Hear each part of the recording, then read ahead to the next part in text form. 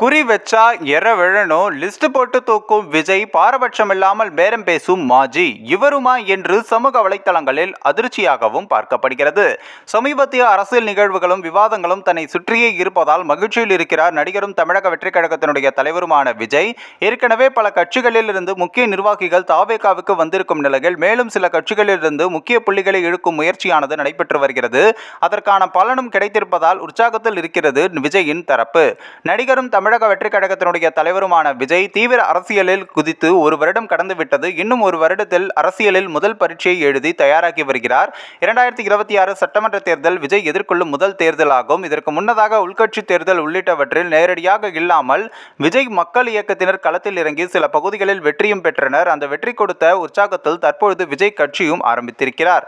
2026 தனித்து போட்டியா அல்லது கூட்டணி அமைத்து போட்டியா என்பது குறித்து விஜய் தீவிர ஆலோசனையில் ஈடுபட்டும் வருகிறார். தற்பொழுது கிடைத்திருக்கும் தகவலின்படி அதிமுகவுடன் விஜய் கூட்டணி சேரலாம் என்று கூறப்படுகிறது. ஆனால் அது உண்மையா இல்லையா என்பது குறித்து விஜய் தரப்பு அதிமுக தரப்பு பேசவில்லை. அதே நேரத்தில் கட்சியை பலப்படுத்தும் நடவடிக்கைகளில் விஜய் ஈடுபட்டு வருகிறார். மாவட்ட செயலாளர்கள் நியமனம் நடைபெற்று வரும் நிலையில் அடுத்ததாக மாநகர், பேரூராட்சி, ஒன்றிய அளவிலான நிர்வாகிகள் நியமனம் நடைபெற்றும் வருகிறது. மேலும் பூத் கமிட்டி உறுப்பினர்கள் நியமனமும் தற்பொழுது நடைபெற்று வருகிறது. கட்சியை பொதுமக்களிடம் கொண்டு சேர்க்க தனது முகம் மட்டும் போதாது என உணர்ந்துள்ள விஜய் வேறு கட்சிகளில் இருக்கும் நிர்வாகிகளையும் கட்சிக்குள் இழுக்க முயற்சித்து வருகிறார். அதன் பயனாக விடுதலை சிறுத்தைகள் கட்சியிலிருந்து ஆதவர்ஜுனா, அதிமுகவில் இருந்து சிடிஆர் நிர்மல்குமார், ராஜ்மோகன் மற்றும் சில நடிகர்கள் தற்பொழுது விஜய் கட்சியில் இணைந்துள்ளனர். மேலும் துணை பொதுச் செயலாளர், துணை பொருளாளர், கொள்கை பரப்பு துணை செயலாளர் மற்றும் உள்ளிட்ட மாநில பொறுப்புகள் தருவதாக கூறி வேறு சில கட்சிகளில் இருந்து முக்கிய நிர்வாகிகளை எடுக்க பேச்சுவார்த்தை நடைபெற்று வருவதாகவும் சொல்லப்படுகிறது. ஏற்கனவே நாம் தமிழர் கட்சியில் இருந்து விலகிய காளியம்மாள், ஓபிஎஸ்ஸின் தீவிர ஆதரவாளரான மருது அழகராஜ் உள்ளிட்டோர் தமிழக வெற்றிக் கழகத்தில் இணைந்து இருக்கின்றனர்.